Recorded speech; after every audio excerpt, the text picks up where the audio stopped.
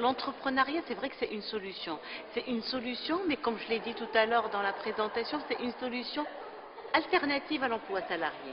Il est certain que dans toute population, on a 5% d'entrepreneurs nés. On peut développer ça et aller jusqu'à 15%. Mais c'est très difficile d'avoir du 100% d'entrepreneurs. Ça, d'une part. D'autre part, là où l'entrepreneuriat s'impose, c'est lorsqu'on parle de gens qui sont faiblement diplômés. Parce qu'il ne faut pas oublier que l'emploi chez nous reste quand même tributaire à très forte proportion du diplôme.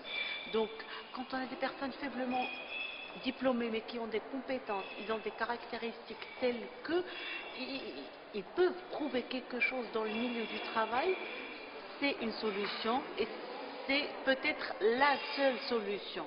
On peut faire référence à ce qui s'est passé au Brésil. Le Brésil, c'est un pays qui a connu un boom extraordinaire de par le fait qu'on a donné la possibilité aux jeunes de créer leur entreprise. On les a motivés, on leur a donné des outils, on les a financés, on les a formés à la création d'entreprises et on se retrouve avec des personnes de tous bords qui ont créé. Donc effectivement, l'entrepreneuriat c'est pour tous.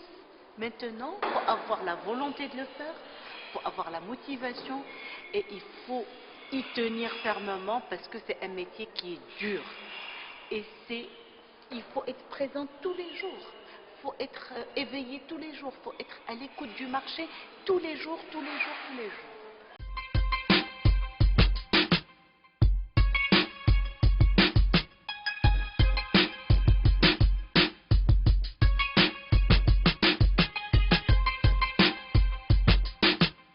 Alors, pour le jeune débutant, l'avantage à créer son entreprise, il est de plusieurs sortes. Le premier avantage, c'est qu'il va avoir un emploi. Il va créer son propre emploi, donc il n'aura pas à aller chercher de l'emploi. Ça, c'est la première chose. Deuxième chose, la création d'entreprise pour un jeune, eh bien, ça lui donne la possibilité d'exprimer sa créativité. Et j'insiste énormément sur la créativité parce que c'est ce qui fait l'entrepreneur. C'est cette créativité, cette subjectivité, cette envie de réussir. Et cette envie de réussir va s'atténuer avec l'âge. Cette envie de créativité et de faire quelque chose, de tenter l'aventure, c'est quelque chose qui s'atténue avec l'âge. Par conséquent, le jeune, alors bien sûr, il ne faut pas se jeter du 45e étage et dire bon, je vais oser. Il faut aller sur des terrains qu'il connaît. Il faut avoir une idée innovante. Alors, quand on parle d'idée innovante, ce n'est pas créer à la poudre. Une idée innovante, c'est faire un tout petit peu différemment ce qui se fait déjà. Ne pas faire du photocopier ou du copier-coller, mais de faire différemment ce qui se fait, c'est ça l'innovation.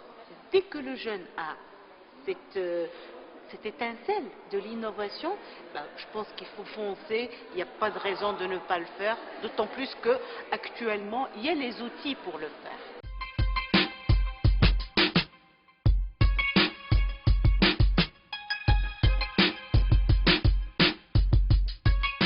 La microfinance au Maroc, elle se limite à des tout petits prêts.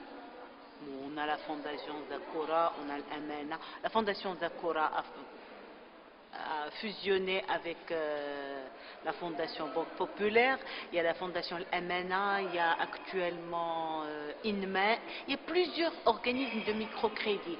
Mais pour la création d'entreprises, ces microcrédits ne sont pas suffisants au démarrage. Ils sont peut-être suffisants pour tout ce qui est création d'AGR, ce qu'on appelle les AGR, les activités génératrices de revenus, surtout dans le milieu rural, tout ce qui est élevage de tout type de bêtes. Mais pour la création d'entreprises et la création de la TPE, ce n'est pas la microfinance qui va s'intéresser à ça. C'est vrai que j'ai oublié, il y a Planète Finance qui dit pouvoir répondre à ça, mais les prêts sont tellement minimes, ils atteignent maximum 50 000 dirhams. Avec 50 000 dirhams, on ne peut pas faire beaucoup de choses. Maintenant, il y a les instruments étatiques pour la création d'entreprises. Entre autres, le crédit Muqawalati. Le crédit Muqawalati est un crédit qui est garanti par l'État via la CCG, la Caisse centrale de garantie, et qui permet aux jeunes d'avoir du financement pour un projet ne dépassant pas une enveloppe budgétaire de 250 000 dirhams. Encore une fois, dans le milieu urbain, c'est très difficile de faire quelque chose avec 250 000 dirhams.